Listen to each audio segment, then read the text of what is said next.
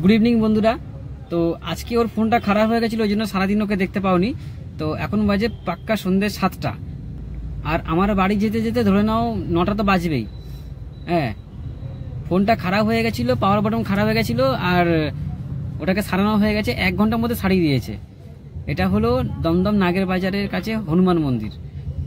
খুব সুন্দর ফিডব্যাক ওদের। আর জানি না কখন ফিরবো। তো আজকে রাতে কড়াইশুঁটি কচুরির প্ল্যান ছিল, কিন্তু কখন ফিরবো সেটা তো কোনো ঠিক নেই।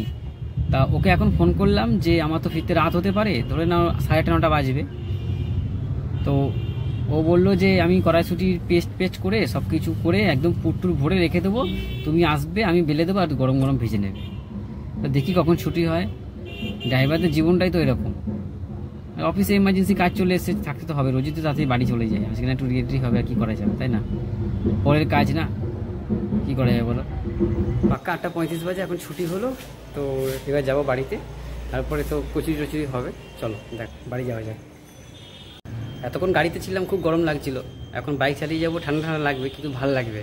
সারাটা দিন গাড়ির ভিতর তো খুব গরম, মানে ঘিমে চান হয়ে যাচ্ছে। সোয়েটার আর পরবো না, জ্যাকেটও পরবো না, যা হবে দেখা যাবে। এখন সময় হচ্ছে রাইট 9টা। ক ঘন্টার পর ফোনটা আমি হাতে পেলাম। জান পেলো, ফোন পেলো না, জান হাতে পেলো। ফোনটা আমার হাতে দিয়ে বলছে, শুয়ে আছে এখানে রেখে দিয়ে বলছে কি, নাও তোমার জান, তোমার হাতে দিলাম।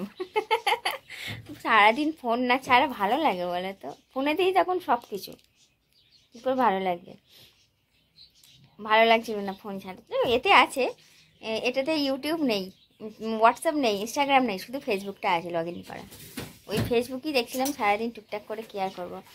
আজকে রান্না হবে কিন্তু মটরশুঁটির কচুরি, মানে শীতকালে পড়তেই প্রথমবার হবে। সব কিছু রেডি হয়ে গেছে আমার, ময়দা মেখে পুর ভরে সব রেডি করে রেখে দিয়েছি। যেহেতু একা হাতে বেলে ভাজতে গেলে না সেই গ্যাস পুড়ে যাওয়ার একটা টাইম লাগে, বেলবো তারপরে ভাজবো। ওই জন্য ও বলেছে সব রেডি রাখবে, তুমি বেলে দেবে, আমি ভাজবো।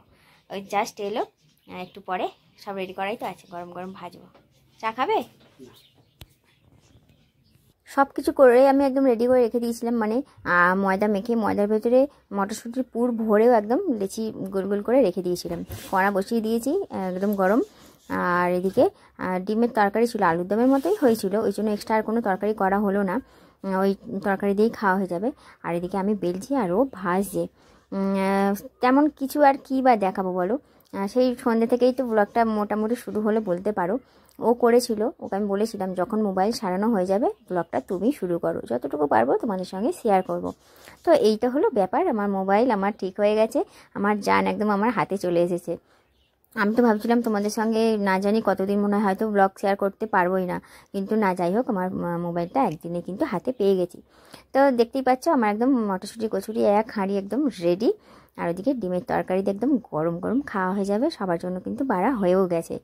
তাহলে বন্ধুরা আজকের ব্লগটা এখানেই শেষ করলাম। আগামীকাল দেখা হবে আরও একটা নতুন ব্লগের সঙ্গে। এই ছোট্টখাট্ট ব্লগটা তোমাদের কেমন লাগলো কিন্তু কমেন্ট করে জানিও। টাটা।